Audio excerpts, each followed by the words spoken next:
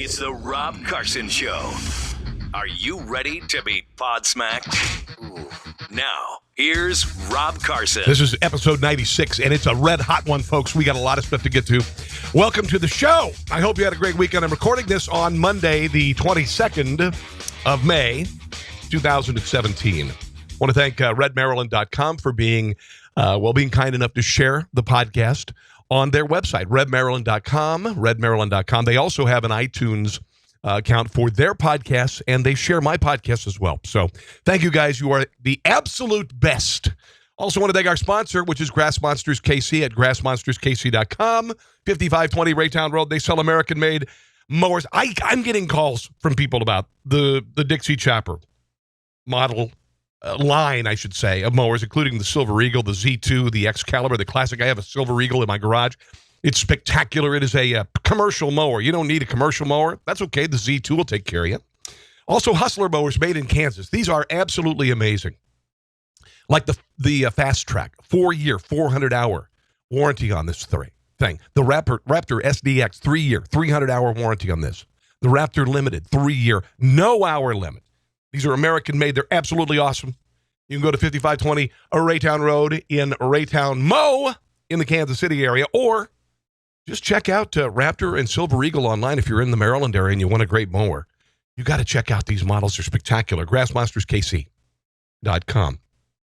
So last week I had kind of a rough week. I'm just going to be honest real quick. And before we jump into the day's events, so there's plenty to get to with Donald Trump in the Middle East. Some amazing stuff's happened there.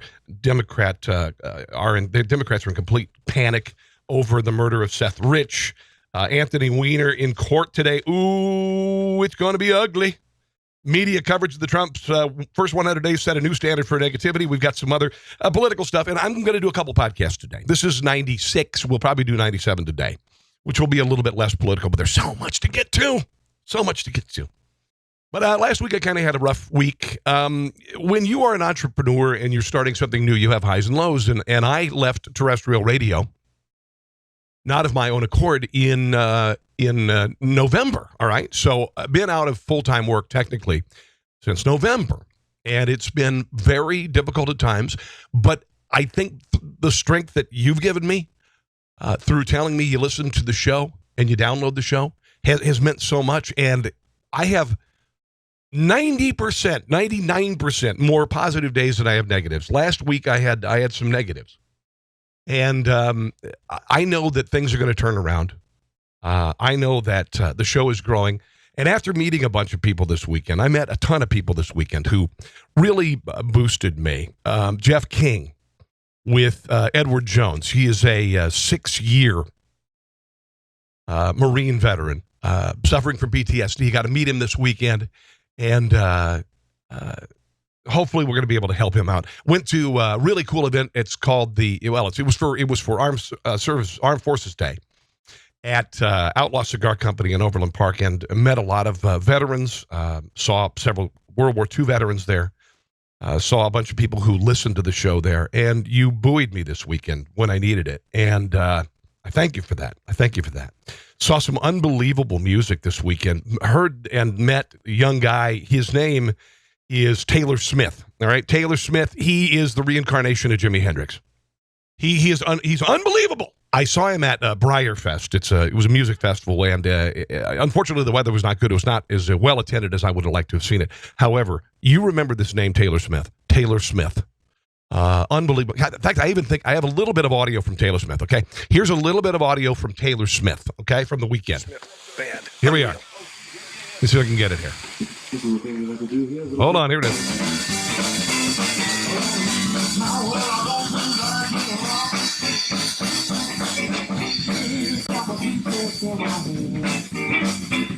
Yeah.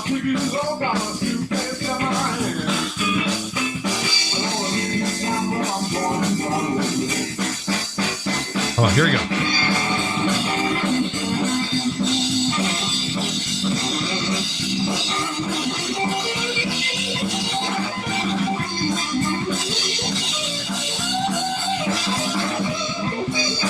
Okay, I know it doesn't do justice. An iPhone doesn't do justice. This guy is incredible, and I'm going to tell you, and I know what I'm talking about when it comes to the great guitar players, because I have been a follower of some of the best over the years, from Albert Collins to Buddy Guy to Frank Marino to obviously Jimi Hendrix, Stevie Ray Vaughan. When Stevie Ray Vaughan died, there was a hole in my heart that has been left there since he passed, because he was on his way. I mean, he'd already been there, but he was even getting better. And now he can't add to that library, and there's no more new stuff to listen to. Seeing this guy, Taylor Smith, and I'm going to share everything I can about Taylor Smith on social media, Rob Carson Show on Facebook and Rob Carson on Twitter.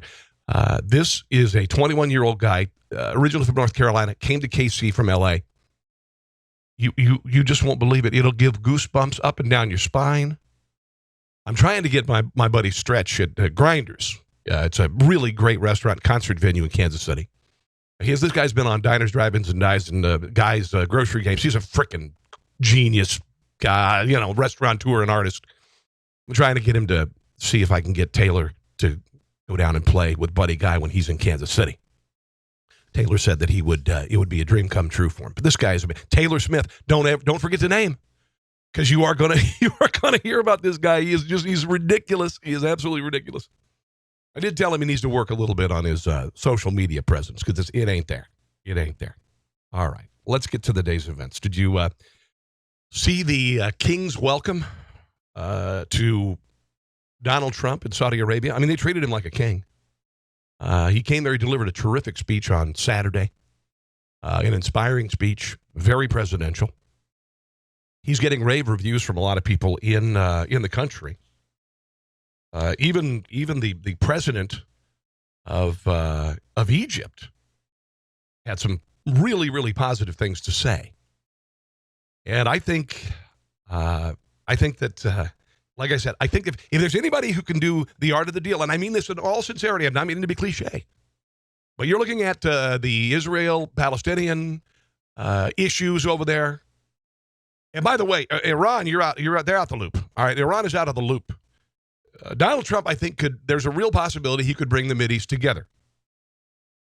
He brokered a hell of a deal, over $300 billion arms deal with Saudi Arabia, and that'll put a lot of Americans to work. And he made it very clear that radical Islam is not going to continue. Now, last week, he basically gave the thumbs up to the military, and Mad Dog Mattis, the general, he said, annihilate ISIS. That's it. Not ISIL. ISIS. Annihilate. Annihilate. All right? Let's just end this right now. He got some terrific praise, like I said, from the Saudi king, Egyptian President Abdel Fattah el-Sisi. In fact, here's a report on CNN over the weekend about the relationship and the chemistry that Donald Trump had with the president of Egypt. Leaders of other similarly autocratic countries like Bahrain. And we also saw the president once again having an interaction with Egyptian President el-Sisi, which was a little bit more reminiscent of a buddy comedy routine rather than a meeting between two key world leaders. Listen into this clip we have. Mr. President, let me express our appreciation and respect, and let me say that you have a unique personality that is capable of doing the impossible. There you go. He has a unique personality, and he's capable of doing the impossible. Is the impossible bringing the Middle East together? Is the impossible bringing peace to the Middle East? I would say if peace is going to come to the Middle East, it's going to have to be peace through strength. And I think he's already made that kind of clear, that he's tired of messing around. Syria, an example. 59 Tomahawk cruise missiles, one Syrian air base that was launching sorties with chemical weapons. Hasta la vista, bitches. Okay? We'll see. He is in Israel this morning, although you wouldn't know that from watching MSNBC. They're not even mentioning it. He met with, on the tarmac, Benjamin Netanyahu, the Prime Minister of Israel, and Israel President Reuven Rivlin, I should say. And this is a report, I believe this is from CNN.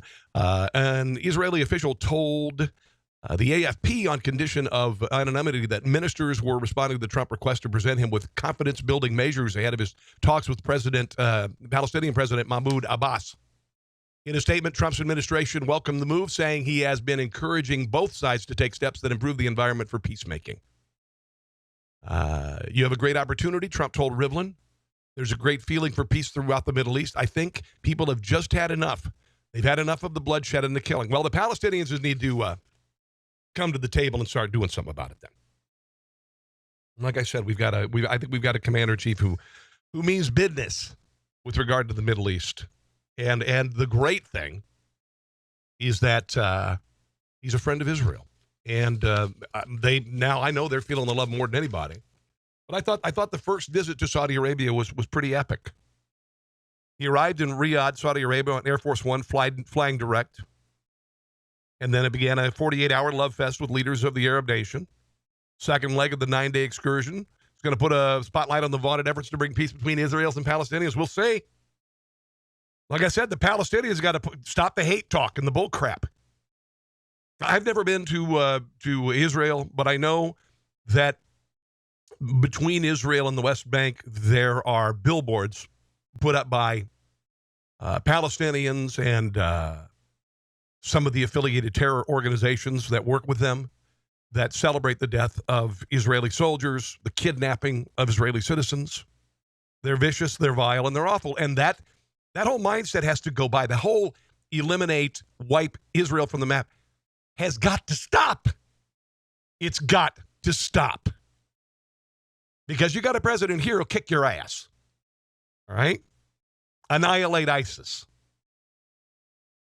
Annihilate them. Now, Israeli President Rivlin said, the people of Israel are excited about your arrival and have great expectations. Says the world needs a strong United States. The Middle East needs a strong United States. Israel needs a strong United States. He said each crescendo outdoing the last. And may I say, the United States needs a strong Israel. We've had a strong Israel for a while. We just haven't had a very strong United States. And I just think positive things are on the way.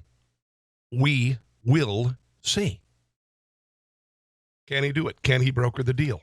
I had mentioned on Facebook and on Twitter this morning, could this be the next Begin Sadat? I was a little kid when Jimmy Carter negotiated the deal with Begin and Sadat that brought Israel and Egypt together to some degree. And Jimmy Carter, that was the only thing notable about his presidency. Otherwise, kind of just destroyed the economy. Yeah, things like that made us look weak in the eyes of the world. Typical Democrat president stuff. But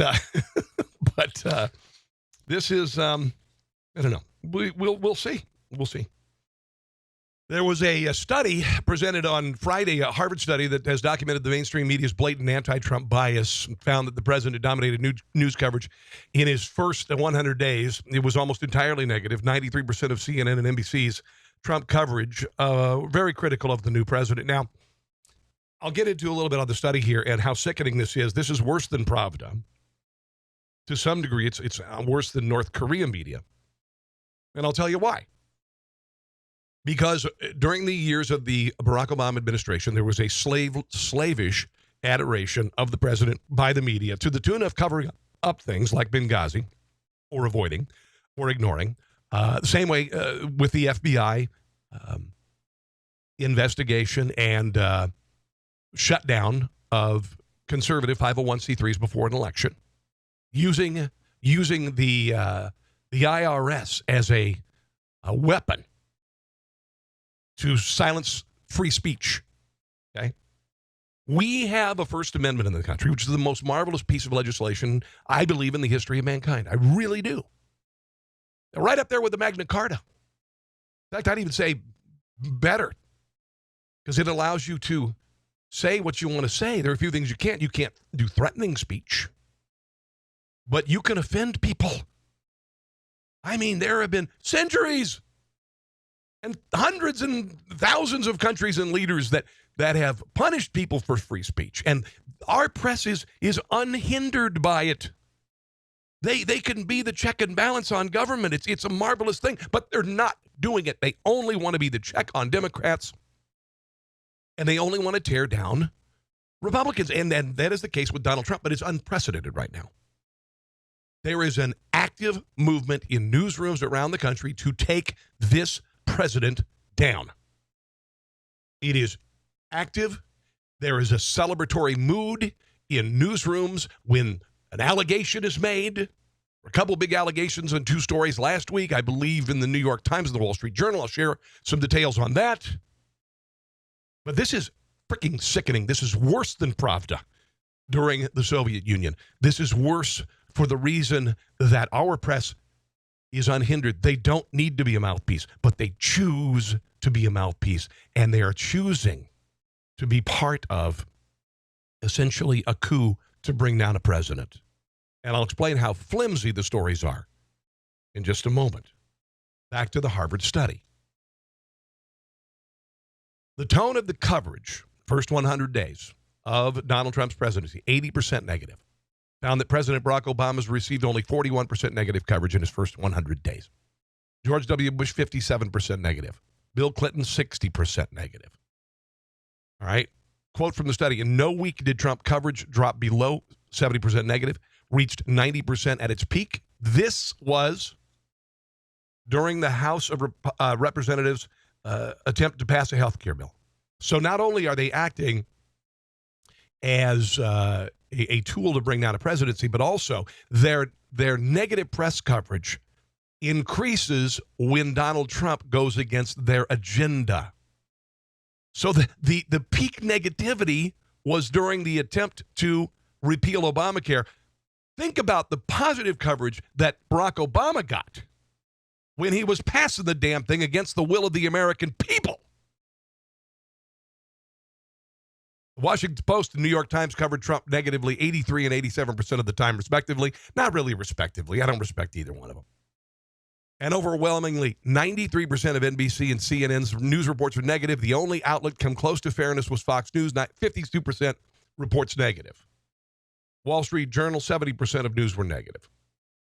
A quote from the study from Harvard, Trump has received unsparing coverage for most weeks of his presidency without a single major topic where Trump's coverage, on balance, was more positive than negative, setting a new standard for unfavorable press coverage of the president. Okay? 96% of stories on immigration, negative. Wouldn't you consider that having illegal immigration from the southern border be cut by 70% just with policy? Don't you think somebody would say that's a positive? No. You know why? Because it goes against the media's agenda. As I said also, when Republicans were trying to repeal Obamacare, press coverage peaked out negatively. So they're acting as a tool to guide policy and to reject new policy that doesn't support what Barack Obama passed. It's so nakedly obvious. 87% of healthcare stories, 81% of stories on Trump's fitness for office, all carrying a negative tone. Only on the economy did the media coverage approach balance, with 46% of those reports carrying a positive tone. And by the way, did you hear unemployment at a 28-year low? We have reached what is called full employment in the country. We haven't seen that in years and years and years. Unemployment, 4.4%, and it's not BS. Report out of Atlanta, the GDP the last quarter, 4%. The study also warns that such negative coverage may not only be harmful to Trump, but also for the way the public view the media. Well, it's too late for that one. It's too late for that one on me. Oh, let's do a Wiener update. Shall we do a Wiener update? Oh, Anthony Weiner. We may have finally. Listen to this. I want you to listen to this. And I'm not counting my chickens, because there's still a possibility he'll come back because he is a Democrat. But there may be a point where a Democrat career as a politician has ended because of a sex scandal or just a scandal in general. Generally, Democrats can commit murder, Hillary Clinton. Generally, Democrats get away with murder. Barney Frank had a male prostitute living in his flat in D.C. Ted Kennedy drove off a pier and left a woman to drown. Bill Clinton got a BJ from an intern in the White House, denied he had sex with her. Oh, she kept the dress. You're a little sloppy there, Bill. Yeah, I could go on and on. Barack Obama, Benghazi. You know, the IRS going after conservative groups. Hey, you know, they can get away with anything. Well, I guess they had a new, Bill Clinton banging everything in sight, sexually assaulting women, paying off women to keep quiet, Paula Jones, having sex in the White House. Hillary Clinton didn't leave him. No, there's no leaving. There's no leaving. Well, it looks like Anthony Weiner, this may have been the straw that broke the camel's back. He has pled guilty in his teen sexting case. So apparently you can't sext a 15-year-old. That's the breaking point for Democrats. Again, like I said, there's still the possibility that he, could do a slobbering confession, and I'm this, and I'm sorry. Oh. But this may be it. And by the way, we've also reached a point as well, because of all the things that he had done, sexting, going into rehab, coming back sexting a 15-year-old, and his depravity actually got worse as the story was reported. But Huma Abedin apparently has filed for divorce. So can you believe this? A Democrat actually maybe a political career ending and a divorce because of a sex scandal? I know. Here's a report from NBC this morning. One-time Congressman Anthony Weiner will soon have a new title, registered sex offender. The disgraced politician pleading guilty in federal court to transmitting obscene material to a minor, admitting to sending racy texts to a 15-year-old last year, including one photo with his own child right next to him. Yeah, and he was in an excited state, by the way. Anthony Weiner, I mean. Weiner breaking down as he read a prepared statement describing destructive impulses. Quote, I have a sickness, but I do not have an excuse. Weiner is married. Well, wait a minute. You said you had a sickness. That's an excuse. To top Hillary Clinton aide Huma Abedin.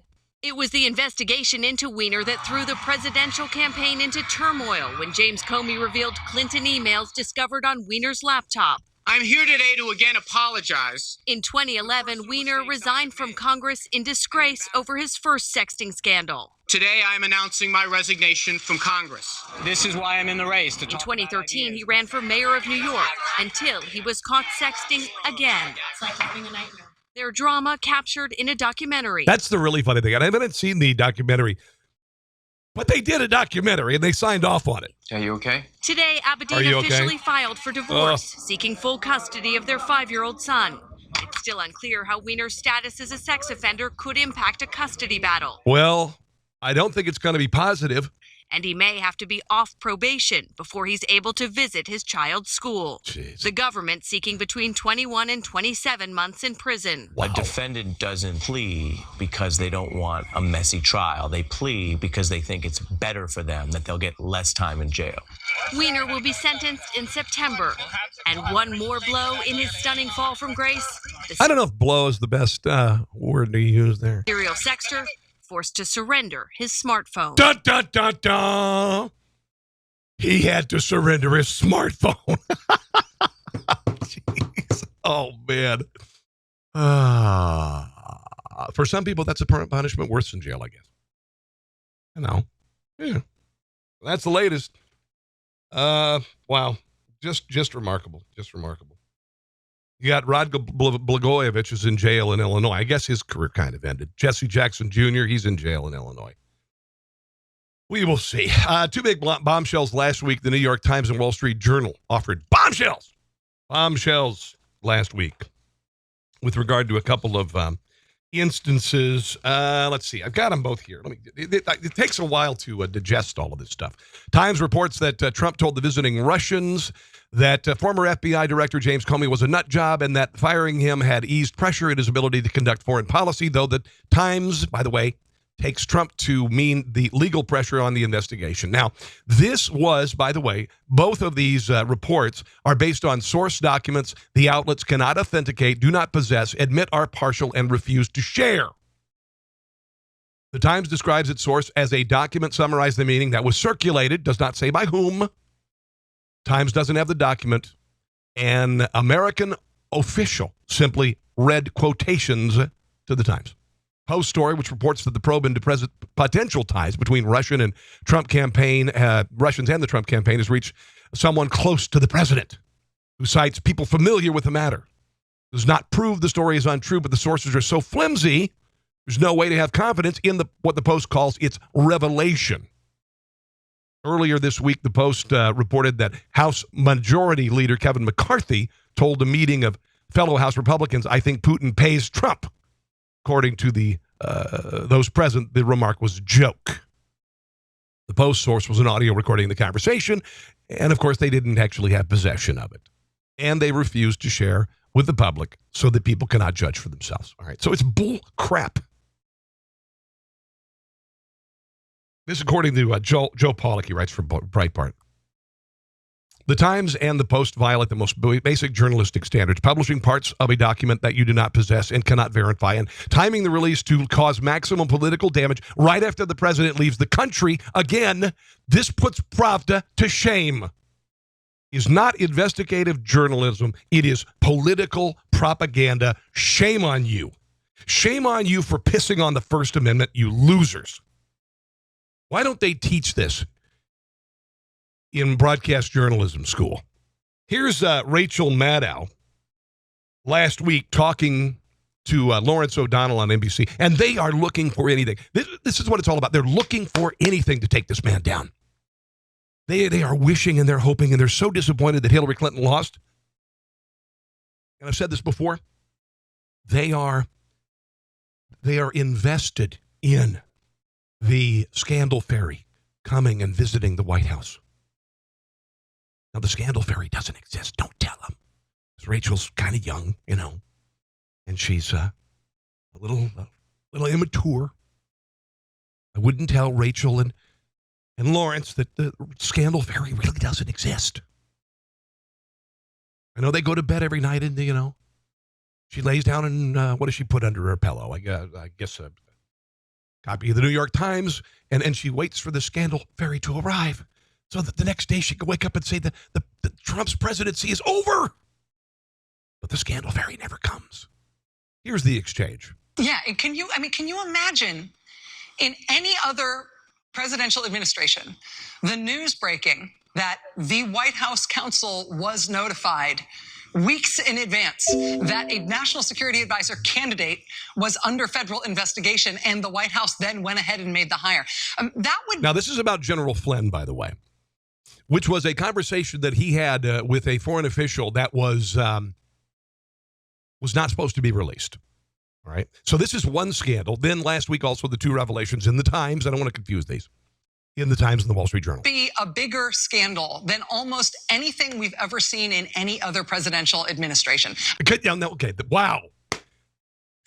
This is like you're really, really hoping the scandal fairy comes tonight. If you want it to be the biggest scandal in the history of the presidency of the United States of America, most Americans, including me, are saying, meh. I mean, tonight it's the third biggest story of the night. Yeah. Here we go. But that would be bigger than almost any other presidential scandal in history. Of course, the other two are the aforementioned, anonymous, unsourced, uncorroborated reports in the New York Times and the Wall Street Journal. On its own terms, if this story bears out. We should keep our eye on Don McGahn. White House counsel was John Dean's job. There's no comparison between this and Watergate, you idiot. In the Nixon White House. John Dean ended up serving time for some of the actions he took as White House counsel, but he was the guy who turned on everyone. Michael Flynn was let go. Okay, Michael Flynn's career was effectively destroyed by this, even though it should not have been destroyed by this. Else in the conspiracy and did testify against them 48. As far as letting go Jim Comey, Donald Trump wanted to fire Jim Comey, and many in the FBI do not like Jim Comey. And he just waited for his report from the assistant deputy AG, basically to provide cover when he said, bye-bye, you're fired. 48 people in Nixon administration then go to jail after that. Listen to this. Here we are, Rachel. Here we are. Here we are, and here we remain. Okay, here we go. Here we are. They're getting ready to go home and put their Wall Street Journal and their New York Times and their Washington Post under their pillow and wait for the scandal fairy. Listen how breathless they are. Rachel, here we are. Here we are, and here we remain. Oh, yeah, it's going to happen. It's going to happen. Scandal fairy's coming. Scandal fairy's coming. Come on, man. Bob Woodward, Washington Post correspondent, was on, I believe this is on MSNBC's Morning Joe on Friday. And even Woodward is warning against believing in the scandal fairy. Take a picture. Stick to the reporting. Stick to the reporting. And you have done a great job. And, of course, one of the realities here is we've got an old newspaper war going between the New York Times and the Washington Post. There's the newspaper war. They want the scoop. They want the one story that validates, which paper breaks when the scandal fairy arrives. They want to be there. And some very powerful stories. At the same time, I think it's time to dial back a little bit about, because there are people around. Because they're anonymous, they're uncorroborated, yada, yada, yada. You heard it earlier. They don't have recordings. They had stuff read over the phone by an anonymous official. I mean, this is so freaking flimsy. Certainly not you, certainly not the reporters at the Post. We're kind of binge drinking the anti-Trump Kool-Aid. Yeah. And that is not going to work in journalism. Let the politicians have that. Yeah, and they are binge drinking the Kool-Aid to the point that they want to, it's clouding their judgment. They're forgetting journalism and truth. Newt Gingrich was on Fox News on Friday to talk about these allegations by the New York Times and the Wall Street Journal, and basically saying the truth, that they're essentially trash. They're garbage. The fact that this city is fascinated with garbage is a sad commentary. I'm with General Keane. By the way, you got to have to pardon his voice. I think he's got some sort of laryngitis going on. I don't know what's going on, but it's a little weak. You have a president going to a historic meeting with over 20 Arab leaders, but the story is no sources, no names. Oh, by the way, no bowing before the Saudi king, and Melania and Ivanka did not wear headscarves. In either the New York Times or the Washington Post, none. And yet these are, quote, bombshells. No, they're not. They're just more of the left-wing hatred for Trump. Trump was clear on CBS News. He told Lester Holt he wanted to fire Comey. He thinks Comey was irresponsible. Now you have a leak that says, gosh, Trump actually meant what he said on CBS. This stuff is just, all of this is done by the left. And there's a Harvard study out that shows there is more media hostility to Donald Trump than any president in modern American history. Tonight's another example. They could have said, President leaves on historic trip to bring together the Arab world to fight terrorism. President leaves on historic trip to go to Israel and meet with both Palestinians and Jewish leaders. President goes on historic trip to meet the Pope. Oh, no. They come up with garbage in order to smear the president as he leaves the country. I think it's disgusting, and I'm really sad that the Washington Post and the New York Times have ceased to be newspapers and purely become left-wing propaganda.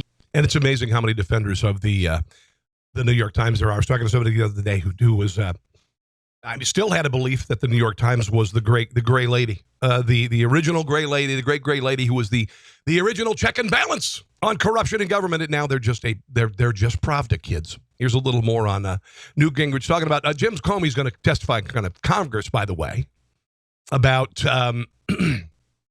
Donald Trump asking him to lay off Michael Flynn. And it was not a scandal. He didn't say anything. He didn't resign immediately like he was being pressured or told, do not fire this guy, Newt Gingrich. Look, I have a simple question for Comey. If at any point he thought the president was doing something inappropriate, he testified in public and said it wasn't true.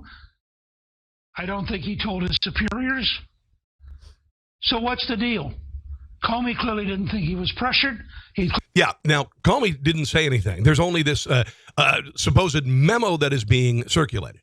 And I don't want to get too far in the weeds here, guys. But if Jim Comey was told by the president, do not end an investigation, to resign would have been the thing to do if that was truly a scandal. But it was never. He didn't circulate it to any of his peers. He didn't resign. But now supposedly this memo where he noted the president saying something that's really, really innocuous. This is a scandal. I didn't think it was inappropriate, but now that he's been fired. I mean, how many people have had somebody you fire turn around and decide they don't like you? So if Comey had a beef, pretty much 100%, didn't he have an obligation to tell the Congress? He appeared before Congress. He was asked questions. Has any effort been to stop this? No, there has not been effort. Go back and look at what he said. And whatever he says when he testifies after Memorial Day, I hope people will look at what he said earlier, put them together, and ask yourself, how honest is this guy and how reliable is this guy? Well, a lot of people don't like Jim Comey. I haven't liked him since the Monday after Bill Clinton met with Loretta Lynch on a tarmac to talk about their grandchildren for 45 minutes. Shia, right? Yeah, I know I said Shia, right. I kind of did a little flashback to what was it? Not Bill and Ted. Shia Wright is Wayne's World. Dear Lord. Wow, brain fart there. What the hell just happened there, folks? I'm going to have to, start coming back with some more B12. Oh, by the way, did you notice that there's no impeachment talk this morning? There's really no impeachment talk on the web right now. MSNBC, it's quieted down. I saw an article about a week ago. I think this is from Hot Air.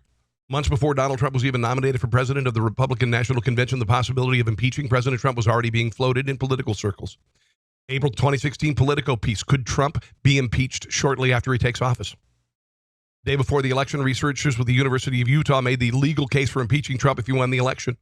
The researchers claimed Trump could be charged with fraud or racketeering, both of which are felonies. No evidence, of course. Shortly after the election, an American university professor famed for his accurate electoral predictions, including that Trump would win the election, said Trump faced good chances of impeachment in his first term in office. Similarly, conservative legal expert Steve Calabrese said that impeachment needs to be on the table shortly after Trump's electoral victory. Why? Days before the Trump inauguration, California Democrat Maxine Waters was already making the case for his impeachment. She's not saying anything this morning, which is such a gift for my ears. Oh, my God, what a gift. She's not talking. It's glorious. Glorious. This just breaking. Saturday, an anonymous person who works with in Washington, D.C. alleged on 4chan's POL subgroup poll that high-ranking current and former Democrat Party officials are terrified of the Seth Rich murder investigation. Now, I know you're saying, well, listen, if you're going to quote anonymous sources, why don't you have any credibility with regard to the Wall Street Journal and New York Post? Well, here's what I'm saying. Seed for discussion. Kim.com on 4chan says that basically, I know Seth Rich, now you call Seth Rich 27-year-old guy, Dem operative, and apparently he was going to leak Democrat documents to WikiLeaks. He was murdered. He was murdered. He was not robbed because there were $2,200 worth of stuff on him, including a watch and a wallet with money in it. He was just murdered. 4 o'clock in the morning in Washington, D.C. This guy, Kim.com, says, I knew Seth Rich. I know he was the WikiLeaks source. I was involved. All right. I know for certain that Seth Rich has scared the shit out of certain high-ranking current and former Democrat Party officials. This is the reason they backed down from the impeachment talk. They know the smoking gun is out there, and they're terrified you will find it because when you do, it will bring the entire DNC along with a couple of very big-name politicians into it. Seth Rich. I know for certain that Podesta is deeply concerned. He went off on Donald Trump this morning, by the way. He's been receiving anonymous calls and emails from people saying they know the truth. Same with Hillary. So who knows? As with the supposed Trump scandals, show me the evidence.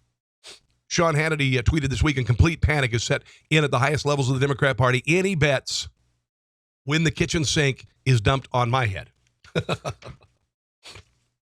Like I said, I'm going to wait. I'm going to wait for the evidence. I'm not going to say that the Democrat Party ordered the murder of Seth Rich or Hillary Clinton was involved. And she may not. She may be. Whatever. I think that's going to do it for episode number 96 of the podcast. This has been fun, guys. I hope you enjoyed it today. 97 is coming up. I'm going to throw that down today. It'll be a little bit less political. I've got a lot of university madness coming up. I've got some great audio as well. I still haven't, of course, recovered from Chris Cornell's passing. He was the lead singer of Soundgarden, Audio Slave. I spent the weekend listening to his music. And last night at the Billboard Music Awards, there was a moment of silence. I'm going to share some audio from that in the next edition. The Ringling Brothers' final curtain call happened. Oh, I am so going to debunk the campus rape myth in the next edition of the show. All right? I want to thank redmaryland.com for carrying the podcast. God bless you. Thank you. Please share with your friends. We are on iTunes at The Rob Carson Show. We are on SoundCloud at Rob Carson Show. We are on Facebook at Rob Carson Show. You see what I did there? It's called branding, kids. It's called branding. Also, I want to remind you, we have a line of politically incorrect swag. This includes T-shirts, hats, mugs, stickers, laptop cases, onesies for your baby, tanks, hoodies, all with politically incorrect sayings on them like veganism is an eating disorder. He won, she lost, get over it. There's another one, sometimes war is the answer. There's one with the coexist. You ever seen that bumper sticker? I've got one that has the coexist bumper sticker. It says you can't coexist when someone to kill you. All there, all you got to do is go to teepublic.com, teepublic.com, and look for conservatees, conservatees. So teepublic.com and look for conservatees, EES, and order because Father's Day is coming up. Also, thank you, Grass Monsters KC. If you're looking for a residential or commercial mower that's built like a brick excrement house, go to Grass Monsters KC. Check out Hustler, made in Kansas, and Dixie Chopper, made in the great state of Ohio. They are absolutely awesome. In the meantime, God bless you. Thank you for listening, and we will see you again here very shortly for episode number 97. Thanks for listening to The Rob Carson Show. Friend him on Facebook at Carson Show, on Twitter at Rob Carson, and on Instagram, I think Facebook and Twitter are enough for now. We'll see you soon.